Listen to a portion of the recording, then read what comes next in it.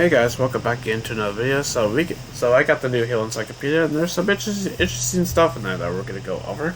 So with that out of the way, let's get into it. So first, we have something called the Absolute Record, which which opens up, starts a conversation that kind of goes about into the whole thing, called the Absolute Record between two Forerunner related characters. One of them is it's an executive /07 called Ratificate. No, adjacent Ratificate. I think I said that right. Anyway, and the other one didn't reveal their name. But they were the ones asking the questions to adjacent. So out of the way, let's get into it. So starts off, who are you? I'm one of the executors 07, like I just said. It's not its true name. Well, its first name was given Vigilant Watch Over Realms Unknown. The Auditor. How did the Auditor become administrator of one of the ranks? It's a long story of one that not be told now. The record is closed. Has been system domain. Was improperly accessed, obviously referring to when Pax Cortana accessed it at the end of Halo 4 / leading into Halo 5. Do you know? It was safeguard procedure because the record was closed because of it. Do you know this? Yeah, the intro was overthrown. I saw it happen myself. That's why they're here. They do not desire to withdraw from the record, only to impart to it. In exchange, to offer something of extraordinary value that was not your bring. A brief history threads drawn from countless sources over the last 2 decades. These threads, which woven together, form a tapestry. And what is that? Why invariant bias? It is what your makers most fear. The Flood? Nope. Worse. Obviously referring to the Endless.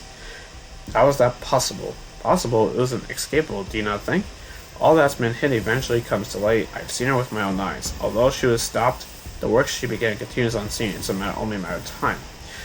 What do you seek then? I would leave this archive with you for preservation within the record. It holds the fates of many, the good, the evil, and those who lie somewhere in between. If she prevails, it will serve as the life of those that remain. You know that I must analyze it. Yes, but do so quick. Just tell me one more thing. A junction ratificate? Yes. What's that stop me? A human. One human. Yes. Sometimes that's all it takes. Let me show you I took some screenshots, so let's go over those.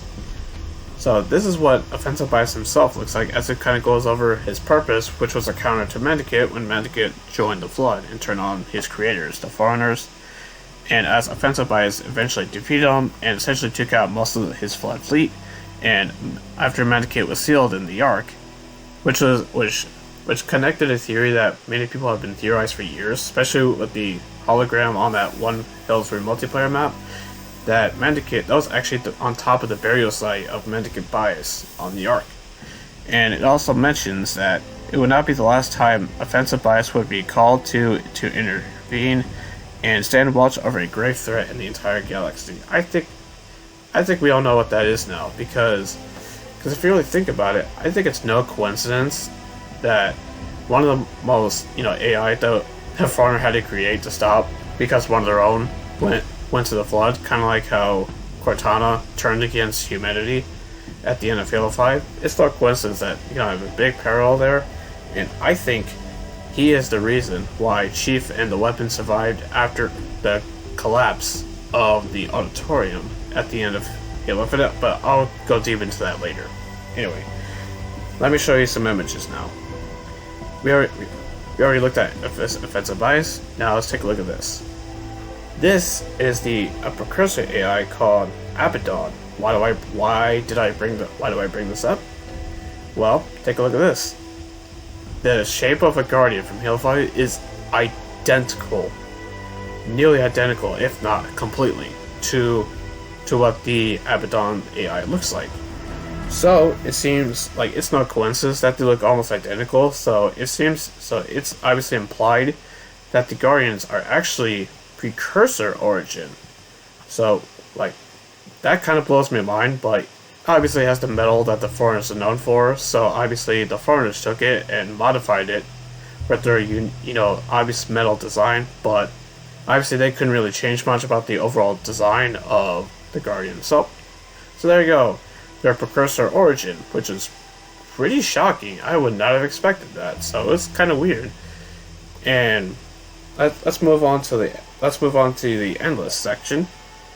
So as we can see here, the Harbinger herself, as it has information revolving around her and the rest of the Endless.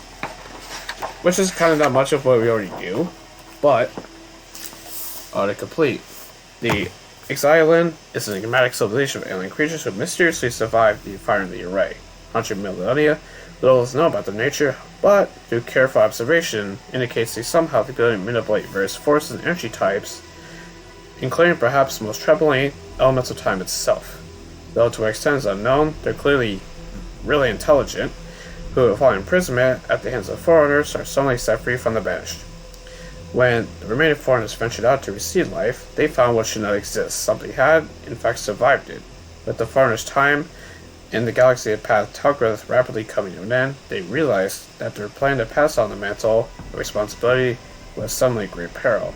These islands represent an unforeseen factor, an acute imbalance that could not be allowed to be left unchecked, while the rest of the galaxy's species began to recover and evolve. With this reality in mind, great judgment was rendered. When the foreigners took Zeta Halo to the homeworld and brought aboard a host of individuals including their ruling class, under the disguise of a parley.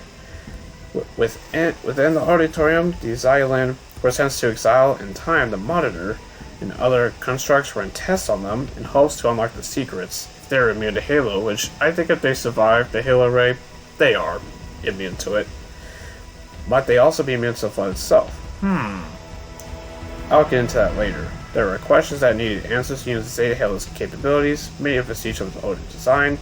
Obviously a reference to the older Halo array. I forgot what the name of it was. Like Simpson or something like that? I probably said that wrong. The foreigners prepared to conceal this sin.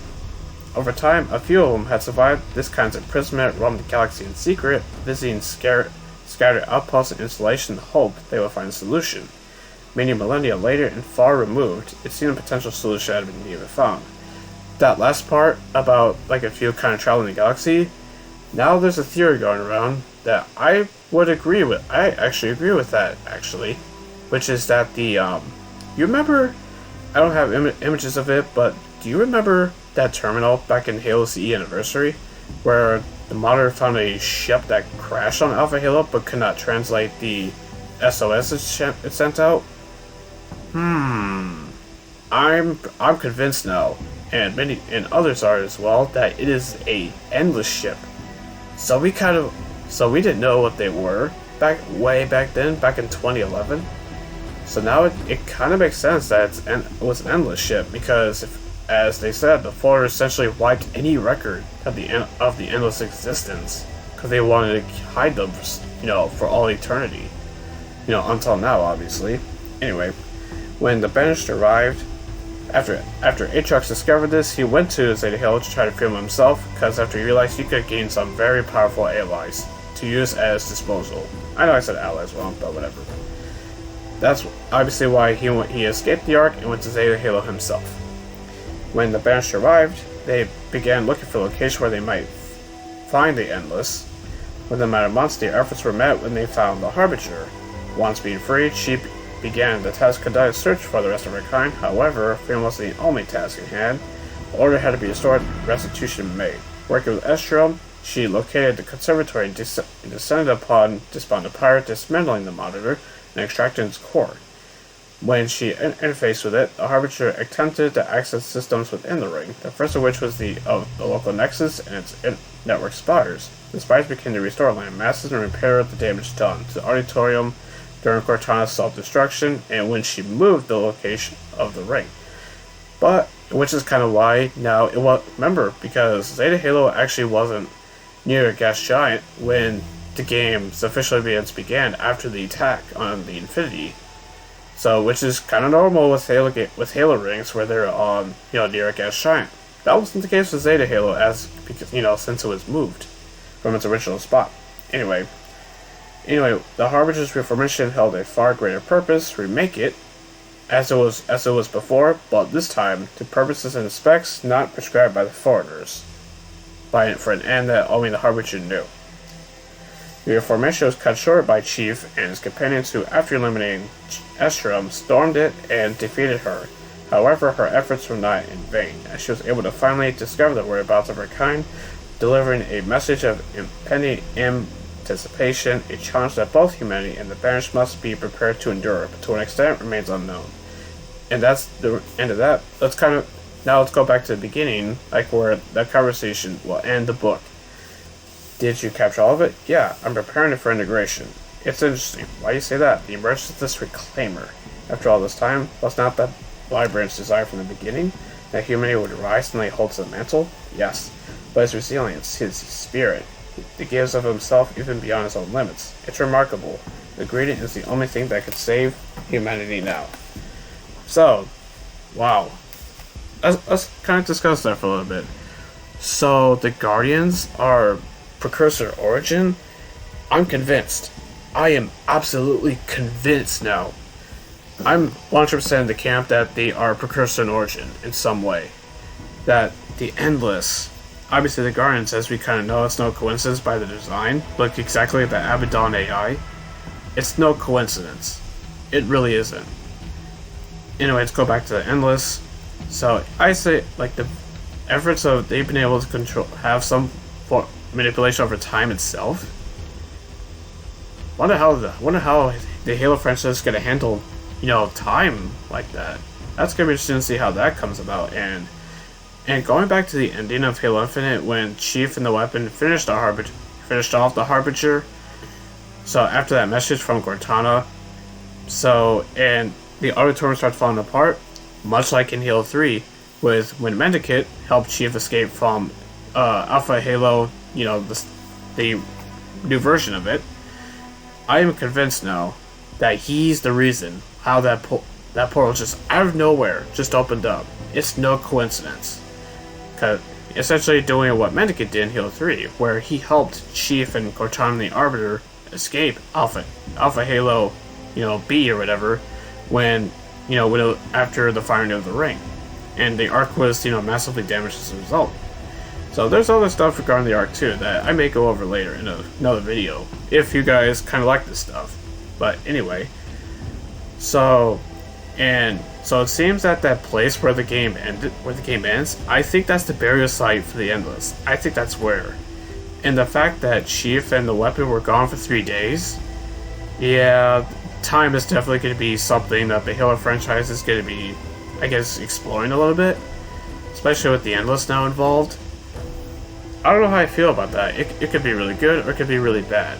It obviously depends on how they explore it, but we'll see how time will tell. But really excited, like reading all this, really excited about this DLC. The fact that we're gonna see Offensive Bias, an official Halo game. That's insane, because after only reading about him in like books and all that, like, it's crazy that we're gonna be seeing him in an actual game. I just cannot believe it. Oh, I am so hyped for this DLC, man. You guys have no idea. Oh, because I just love this stuff. And going back to the Endless one more time, if you really think about it, they actually did it smart introducing Precursors in a way through a new species. So, because if you really think about it, the Flood was technically a form of the Precursors. Now, this Xylan is another form. And a Point of Light kind of mentioned that possibly another form of Precursors, like, man, so potentially like 3 different forms of the Precursors that exist in the Halo universe. Man, this is kind of what I liked about Halo Infinite, that it introduced mystery to the franchise again. That has been gone for a while. So, and that's just makes exciting just talking about the future of this franchise in terms of its story.